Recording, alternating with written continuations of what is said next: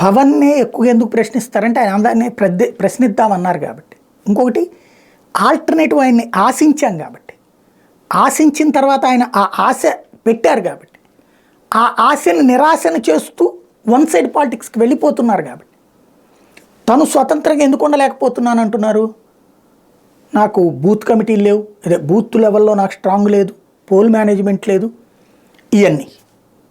ఒక్కసారి కష్టపడే మనస్తత్వం అనేది ఉంటే అవన్నీ సాధ్యమవుతుంది. కష్టపడే మనస్తత్వం అనేది ముఖ్యం. అసలు ఆయన పార్టీ కోసం ఎంతసేపు కష్టపడ్డారు? ఓ 4 గంటలు కూర్చున్న బాసలు మా పవన్ అన్న ఏం కూర్చున్నాడు రా, మాకే కుదరట్లేదురా అంటే ఇలా గాలికి తిరిగేవాడి మాట కాదు. ఒక పార్టీని నడపడం అనేటువంటిది శ్రమతో కూడుకున్న విషయం. సక్సెస్ కావాలంటే ఆ శ్రమ కావాలి. నరేంద్ర మోడీ మొన్న చూడండి, రాత్రి 8 నుంచి తెల్లారుజామున 3:30 దాకా కూర్చుని ఆ వెంటనే జార్ఖండ్ వెళ్ళి ఆ వెంటనే బెంగాల్ ఎక్కడ కూర్చుంటున్నాడు ఆయన? కంటిన్యూ నడుపుతూనే ఉన్నాడు. చంద్రబాబుని చూడండి, రాత్రి 1 గంట 2 దాకా చూస్తున్నాడు.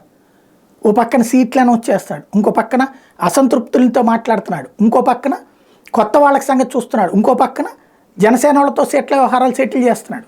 ఇంత హార్డ్ వర్క్ చేస్తున్నాడు, రాత్రి పగలు కష్టపడుతున్నాడు ఇతను.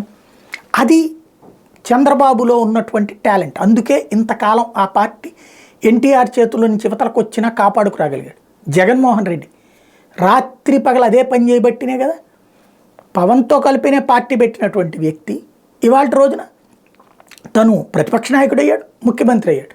రేపైనా ఏదో అధపాతాళానికి తొక్కేస్తాం, నాశనం చేసేస్తాం అంటే ఎవడి పార్టీని ఎవడూ నాశనం చేయలేడు. ఒక స్థాయికి వెళ్ళిన పార్టీని అయితే ఓడించి ప్రతిపక్షంలో కూర్చోబెట్టగలుగుతాం, కానీ పార్టీని మూసేయించగలిగిన దమ్ము భారతదేశం కాంగ్రెస్ పార్టీనే ఏం చేయలేకపోయింది భారతీయ జనతా పార్టీ.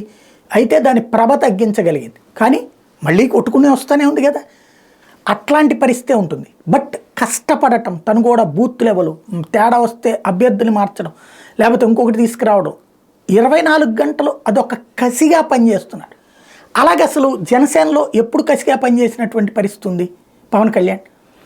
ఒక కమిట్మెంట్ అనేది ఉంటే ఎక్కడెందుకు కేసీఆర్ సాధించింది ఏంటి, కేజ్రీవాల్ సాధించింది ఏంటి, కళ్ళెదురుగుండా జగన్ సాధించింది ఏంటి, ఇది ఆలోచించుకోనక్కర్లేదా?